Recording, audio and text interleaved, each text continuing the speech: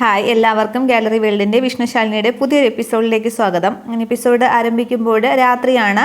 ശ്യാമയാണെങ്കിൽ ഉറങ്ങിയിട്ടില്ല. രോഹിത്തും പപ്പിമോളും ഒക്കെ നല്ല ഉറക്കത്തിലാണ്. അന്നേരം ശ്യാമയ്ക്ക് നേരത്തെ സുസ്മിത പറഞ്ഞ കാര്യങ്ങളൊക്കെ ഓർത്ത് ആകെ ടെൻഷനിലാണ്. 10 ലക്ഷം രൂപ കൊടുത്തില്ലെങ്കിൽ ഈ പപ്പിമോള് എൻ്റെ കുഞ്ഞല്ല എന്നറിയും, വിഷ്ണുവേട്ടൻ്റെയും ശാലിനിയുടെയും മോളാണെന്ന് അറിഞ്ഞാൽ രോഹിത്ത് എങ്ങനെ സഹിക്കും എന്നൊക്കെ പറഞ്ഞ് ശ്യാമ പൈസ എങ്ങനെ ഉണ്ടാക്കും എന്നുള്ളൊരു ചിന്തയിലാണ്. അതൊന്ന് ശ്യാമ ശബ്ദമുണ്ടാക്കാതെ പതിയെ കട്ടിലിൽ നിന്ന് എഴുന്നേൽക്കുകയാണ്. രോഹിത്തും പപ്പിമോളും ഒക്കെ നല്ല ഉറക്കത്തിലാണ്. തുടർന്ന് ശ്യാമയാണെങ്കിൽ ഷെൽഫ് തുറക്കുന്നുണ്ട്. അതിനുശേഷം ഓർണമെൻറ്റ്സ് ഇട്ട് വെച്ചിരിക്കുന്ന ഓരോ ബോക്സായിട്ട് ഇങ്ങനെ തുറന്ന് നോക്കുകയാണ്. ഈ വീട്ടിലെ ഓരോരുത്തർ സ്നേഹത്തോടു കൂടി എനിക്ക് എൻ്റെ മോൾക്കും തന്ന ആഭരണങ്ങളാണ്, ഇതിൽ നിന്ന് കുറച്ചെടുക്കാം, അല്ലാതെ എന്താ ചെയ്യുക എന്ന് പറഞ്ഞിട്ട് ഒരു ബോക്സ് തുറന്ന് കുറേശ്ശെ ആഭരണങ്ങൾ എടുത്ത് തൻ്റെ ബാഗിനകത്തേക്ക് ആക്കുകയാണ്. ബാഗിനകത്ത് എല്ലാം പതുക്കെ ശബ്ദമുണ്ടാക്കാതെയാണ് ചെയ്യുന്നത്. അതിനുശേഷം അവസാനം ബാഗിനകത്തേക്ക് ഇട്ട ശേഷം ബാഗിൻ്റെ സിബ് അടയ്ക്കുമ്പോഴേക്കും രോഹിത്ത് ഉണരുകയാണ്. രോഹിത്ത് ഉണർന്നിങ്ങനെ നോക്കുമ്പോൾ ശ്യാമ അങ്ങ് അന്തം വിട്ടു പോവുകയാണ്. അന്നേരം എന്താ രാത്രി എവിടെ എന്താ കാണിക്കുന്നത്, എന്തോ കള്ളത്തരം ഉള്ളതുപോലെ എന്ന് പറയുമ്പോൾ ഞാൻ എന്താ കള്ളത്തരം കാണിക്കാനാണ്, എൻ്റെ ബാഗ് നോക്കുന്ന കള്ളത്തരമാണോ എന്ന് ചോദിക്കുകയാണ്. അന്നേരം ബാഗിൽ എന്താ നോക്കട്ടെ എന്നിങ്ങനെ രോഹിത്ത് പറയുമ്പോൾ ഉറക്കച്ചൂടിലാണ് രോഹിത്ത് അങ്ങനെയൊക്കെ സംസാരിക്കുന്നത്. അന്നേരം എൻ്റെയും മോളുടെയും സാധനങ്ങളല്ലാതെ ഈ ഷെൽഫിനകത്ത് വേറെ ഒന്നുമില്ലല്ലോ, ഇനിയിപ്പോൾ പരിശോധിക്കണമെന്നുണ്ടെങ്കിൽ ഇതിനകത്ത് എന്ത് ബോംബാണെന്ന് നോക്കിക്കോ എന്ന് പറഞ്ഞിട്ട് ബാഗ് അങ്ങോട്ട് കൊടുക്കുകയാണ്. അന്നേരം രോഹിത്തിന് പെട്ടെന്ന് ഉറക്കത്തിൻ്റെ ഇതൊക്കെ മാറുകയാണ്. അന്നേരം ഞാൻ കരുതി പെട്ടെന്ന് ഉറക്കം ഉണർന്നപ്പോൾ ഏതോ കള്ളന്മാരാണെന്ന് കരുതി, സാരമില്ല നീ ഒന്ന് കിടന്ന് ഉറങ്ങുക, എൻ്റെ ഹാങ് ഓവർ ചോദിച്ചതാണെന്നിങ്ങനെ പറയുന്നുണ്ട്. അന്നേരം ഞാനാണെന്ന് കണ്ടിട്ട് മനസ്സിലായില്ലേ എന്നും പറഞ്ഞ് ശ്യാമ അങ്ങോട്ട് ദേഷ്യപ്പെടുകയാണ്. അന്നേരം സാരമില്ല നീ ഇങ്ങോട്ട് വന്ന് കിടന്നുറങ്ങുമെന്ന് പറഞ്ഞിട്ട് രോഹിത് അങ്ങ് കുട്ടിയും ചേർത്ത് പിടിച്ചും കിടന്നുറങ്ങുന്നുണ്ട്.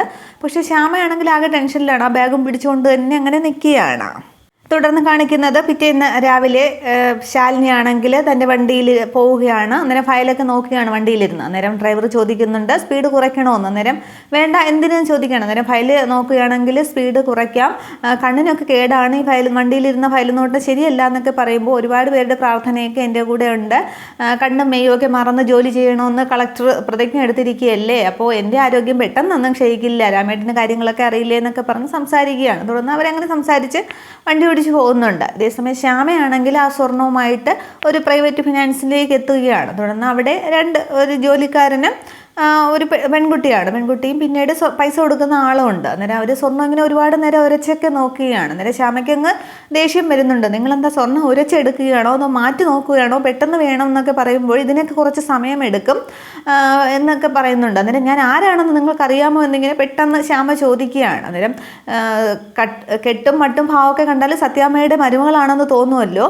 ഇതിപ്പോൾ കൊള്ളയോ കൊലയോ പിടിച്ചു പറിച്ചതോ എവിടെന്നെങ്കിലും ഒക്കെയാണ് കൊണ്ടുവന്നത് ഞങ്ങൾക്ക് എങ്ങനെ അറിയാം, എല്ലാത്തിലും സത്യാമ്മയുടെ ജ്വല്ലറി ഹാൾമാർക്കൊക്കെ ഉണ്ട്, അപ്പോൾ അവിടേക്ക് കൊണ്ടു ചെന്നാൽ ഇതിൻ്റെ അതേ പൈസ കിട്ടും, പക്ഷെ അവിടെ ഒന്നും കൊടുക്കാതെ ഇവിടേക്ക് കൊണ്ടുവരണമെങ്കിൽ എന്തെങ്കിലും കള്ളത്തരമുണ്ടല്ലോ, നിങ്ങൾക്ക് അത്യാവശ്യമാണെങ്കിൽ എടുത്തുകൊണ്ട് പൊയ്ക്കോ എന്നൊക്കെ അയാൾ ആദ്യം പറയുകയാണ്. അന്നേരം അങ്ങനെയൊന്നും അല്ല, എനിക്ക് പൈസയ്ക്ക് അത്യാവശ്യമുള്ളത് കൊണ്ടാണ് എന്നിങ്ങനെ ശ്യാമ സമാധാനപ്പെടുകയാണ്. അന്നേരം എല്ലാവർക്കും അത്യാവശ്യം തന്നെയാണ്, നോക്കട്ടെ എന്ന് പറയുകയാണ്. തുടർന്ന് 10 ലക്ഷം രൂപ തരാമെന്നവിടെ സമ്മതിക്കുകയാണ്. അന്നേരം ശ്യാമ പറയുന്നുണ്ട് ഇന്നത്തെ സ്വർണ്ണവില അനുസരിച്ച് ഇത് 15-ന് മുകളിൽ കിട്ടുമല്ലോ എന്ന്. അന്നേരം അങ്ങനെയാണെങ്കിൽ വേറെ എവിടെയാണെന്ന് വെച്ചാൽ കൊണ്ടുവെക്കോ, ഇവിടെ ഇത്രയേ തരാൻ പറ്റുള്ളൂ എന്ന് പറയുമ്പോൾ 10-എങ്കിൽ 10 എന്ന് പറഞ്ഞ് ശ്യാമ ഇങ്ങനെ അത് വാങ്ങുകയാണ്. പൈസ വാങ്ങി ബാഗിൽ വെച്ചുകൊണ്ട് ശ്യാമ അവിടെ നിന്നും പോകുന്നുണ്ട്. തുടർന്ന് ആ സ്വർണ്ണമൊക്കെ ഒരിച്ചു നോക്കുന്ന ആ പെൺകുട്ടി ഈ മുതലാളിയോട് ചോദിക്കുന്നുണ്ട്, സാറ് ഒറ്റ നിമിഷം കൊണ്ട് എത്ര ലക്ഷം രൂപയുടെ സ്വർണ്ണമാണ് മുക്കിയതെന്ന്. അന്നേരം ഞാനിവിടെ പുണ്യം ചെയ്യാനൊന്നുമില്ല ഇരിക്കുന്നത്, നമുക്ക് ഇങ്ങനെയൊക്കെയല്ലേ വല്ലതും കിട്ടുമെന്ന് പറഞ്ഞിട്ട് അയാളിരിക്കുകയാണ്. അന്നേരം ശ്യാമയെ പറ്റിക്കുക തന്നെയാണ് അവിടെ ചെയ്തത്. റെസിപ്റ്റൊക്കെ കൊടുക്കുന്നുണ്ട്. പണയം എടുത്ത പോലെ പണയം വയ്ക്കാനാണ് കൊണ്ടുവന്നെങ്കിലും പിന്നീട് അവിടെ ശ്യാമ വിൽക്കുകയാണ് ചെയ്യുന്നത് സ്വർണം. അന്നേരം അയാൾക്ക് എന്തൊക്കെയോ സംശയത്തോടു കൂടി തന്നെയാണ് ശ്യാമയെ നോക്കുന്നതും ഒക്കെ. പക്ഷേ ശ്യാമയാണെങ്കിൽ ആ പൈസ കൊടുക്കണം എന്നുള്ള കാര്യത്തിൽ വേറൊന്നും ശ്രദ്ധിക്കുന്നില്ല.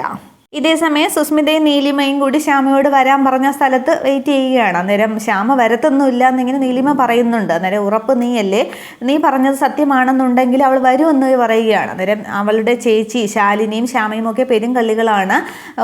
ഇല്ലാത്ത ഗർഭം ഉണ്ടെന്ന് പറഞ്ഞൊരു കുഞ്ഞിനെ പ്രസവിക്കുന്നവരെ കാണിച്ചു, എന്നിട്ട് 6 വർഷം വരെ പിടിച്ചു നിന്നില്ലേ, അങ്ങനെയുള്ള അവൾ ഒരു അനോണിമസ് കോളിൻ്റെ പേരിൽ പൈസ ആയിട്ടൊന്നും വരില്ല, ഞാൻ പോവുകയാണെന്നും പറഞ്ഞ് നീലിമ പോകാൻ തുടങ്ങുമ്പോൾ അങ്ങോട്ട് നോക്കിക്കുകയെന്ന് സുസ്മിത പറയുകയാണ്. അന്നേരം ശ്യാമ ദൂരെ നിന്ന് വരുന്നത് കാണുകയാണ്. അന്നേരം നീലിമയ്ക്കും അങ്ങ് വിശ്വാസമാവുന്നുണ്ട്. അപ്പം നിൻ്റെ ചേച്ചിയുടെ ചാവ് വെറുതെ ആയില്ല, അവൾ പറഞ്ഞതൊക്കെ സത്യമാണ് എന്നിങ്ങനെ സുസ്മിത നീലിമയോട് പറയുന്നുണ്ട്. തുടർന്ന് ശ്യാമയാണെങ്കിൽ അവിടെ എത്തിയ ശേഷം ഈ സുസ്മിതയും നീലിമയൊന്നും കാണുന്നില്ല. എന്നിട്ട് ചുറ്റുമൊക്കെ നോക്കിയിട്ട് ആകെ ഒരു പരിഭ്രമിച്ചും പേടിച്ചും ഒരു കള്ളന്മാരെ പോലെയുള്ള ഒരു ചേര് തന്നെയാണ് ശ്യാമയ്ക്ക് അവിടെ. ചുറ്റുമൊക്കെ നോക്കുകയൊക്കെ ചെയ്യുകയാണ്. അതിനുശേഷം ഫോൺ എടുത്ത് ആ സുസ്മിതയെ വിളിക്കുന്നുണ്ട്. സുസ്മിതയുടെ നമ്പറിൽ നിന്നാണല്ലോ വിളിച്ചത്. അതിലേക്ക് വിളിക്കുമ്പോൾ സുസ്മിത പെട്ടെന്ന് ഫോൺ അറ്റൻഡ് ചെയ്യുകയാണ്. അതേസമയം നീലിമയാണെങ്കിൽ ശ്യാമ വരുന്നതും ഫോൺ ചെയ്യുന്നതും ഒക്കെ ഇങ്ങനെ വീഡിയോ എടുക്കുകയാണ്. തൻ്റെ ഫോണിലെ ക്യാമറ ഇങ്ങനെ ഓണാക്കി വയ്ക്കുകയാണ് ശ്യാമയ്ക്ക് നേരെ. തുടർന്ന് നിങ്ങൾ പറഞ്ഞ സ്ഥലത്തെത്തി എന്ന് പറയുന്നുണ്ട്. ഞാൻ എന്താ വേണ്ടതെന്ന് ഇങ്ങനെ ശ്യാമ ചോദിക്കുമ്പോൾ നിൻ്റെ അടുത്തൊരു വേസ്റ്റ് ബിൻ കാണുന്നില്ലേ, അതിലേക്ക് നീ കൊണ്ടുവന്ന് പൈസ ഇടാൻ പറയുകയാണ്. നേരെ എന്ത് നീ ചോദിക്കുമ്പോൾ പറഞ്ഞതുപോലെ ചെയ്യുമെന്ന് പറയുകയാണ്. തുടർന്ന് ശ്യാമ ആ വേസ്റ്റ് ബിന്നിൽ പൈസ തൻ്റെ ബാഗിൽ നിന്നും എടുത്ത് ഓരോ നോട്ടുകെട്ടുകളായിട്ട് അതിലേക്ക് ഇടുന്നുണ്ട്. അതൊക്കെ നീലിമ വീഡിയോ എടുക്കുകയാണ്. തുടർന്ന് ഇനി എന്താ വേണ്ടതെന്ന് ചോദിക്കുമ്പോൾ ഇനി നീ പൊയ്ക്കോ എന്ന് സുസ്മിത പറയുകയാണ്. നേരം ഇതുകൊണ്ട് പ്രശ്നങ്ങളൊക്കെ തീരണം, എൻ്റെ മോൾക്ക് കുഴപ്പമൊന്നും ഉണ്ടാകരുതെന്ന് പറയുമ്പോൾ അത് ചെയ്യേണ്ടത് നീയാണ്. ഈ പൈസയുടെ കാര്യമോ ഞാൻ വിളിച്ചതോ ഈ കോളിൻ്റെ കാര്യമോ ഒന്നും വീട്ടിൽ പോയി പറയുകയോ ആരും നിൻ്റെ പുറകെ വരികയോ ചെയ്യല്ലേ, എങ്കിൽ നിൻ്റെ പുറകെ ഞാനും വരില്ല, നിനക്കും കുഞ്ഞിനും ഒരു കുഴപ്പവും ഉണ്ടാകില്ല, പൊയ്ക്കോ എന്ന് പറയുകയാണ്. അതൊക്കെ ശ്യാമ അപ്പാടെ അങ്ങ് വിശ്വസിക്കുകയാണ്. തുടർന്ന് ശ്യാമ ചുറ്റുമൊക്കെ നോക്കിയിട്ട് അങ്ങ് പോവുകയാണ്. അതുവരെ ആ ശ്യാമ വരുന്നതും പൈസ ഇടുന്നതും പോകുന്നതും വരെയുള്ള വീഡിയോ തൻ്റെ ഫോണിൽ നീലിമ കറക്റ്റായിട്ട് എടുക്കുന്നുണ്ട്.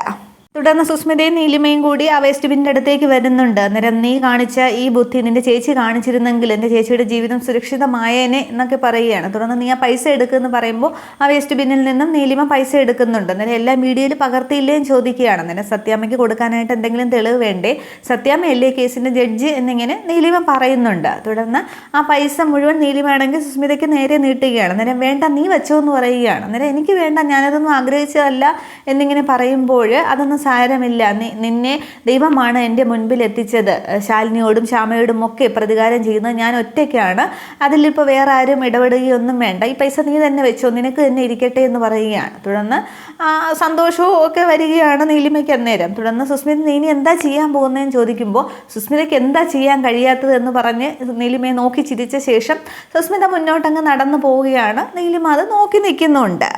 ഇതേസമയം തിരികെ പോകുന്ന ആകെ വിഷമിച്ചാണ് ശ്യാമ ഇങ്ങനെ നടന്നു പോകുന്നത്. നേരം കാറിൽ വരുന്ന ശാലിനിയാണെങ്കിൽ ഒന്നല്ല ശ്യാമയെ കാണുകയാണ്. തുടർന്ന് വണ്ടി നിർത്താൻ പറയുന്നുണ്ട്. വണ്ടിയിൽ നിന്ന് ഇറങ്ങിയ ശേഷം ശ്യാമയെ ഇങ്ങനെ ഉറക്കെ വിളിക്കുമ്പോൾ ആ കുഞ്ഞേച്ചി എന്നും പറഞ്ഞ് ശ്യാമ ആകെ വിഷമത്തോടെ ഓടി ഇങ്ങനെ ശാലിനിയുടെ അടുത്തേക്ക് വരികയാണ്. ഇത്രയും ആകുമ്പോൾ എപ്പിസോഡ് അവസാനിക്കുകയാണ്. അപ്പോൾ ശ്യാമ ഇനി കാര്യങ്ങളൊക്കെ ചിലപ്പോൾ ശാലിനിയോട് പറയുന്നുണ്ടാവാം. അതിനുശേഷം ശാലിനി ഇനി ബാക്കി കാര്യങ്ങളൊക്കെ കണ്ടുപിടിക്കുമോ എന്നുള്ളതും ഒക്കെ അടുത്ത എപ്പിസോഡിൽ. എന്തായാലും ശാരദാമ്മ വിഷ്ണുവിനെ കാണാൻ പോകുന്ന എപ്പിസോഡൊക്കെ ഉണ്ട്, സത്യങ്ങളൊക്കെ പറയുന്ന എപ്പിസോഡൊക്കെ ഇനി വരാൻ പോവുകയാണ്. അതൊക്കെ നമുക്ക് കാണാം. വീഡിയോ ഇഷ്ടമായാലും എല്ലാവരും ഒന്ന് ലൈക്ക് ചെയ്ത് സപ്പോർട്ട് ചെയ്യണം. Okay, thank you.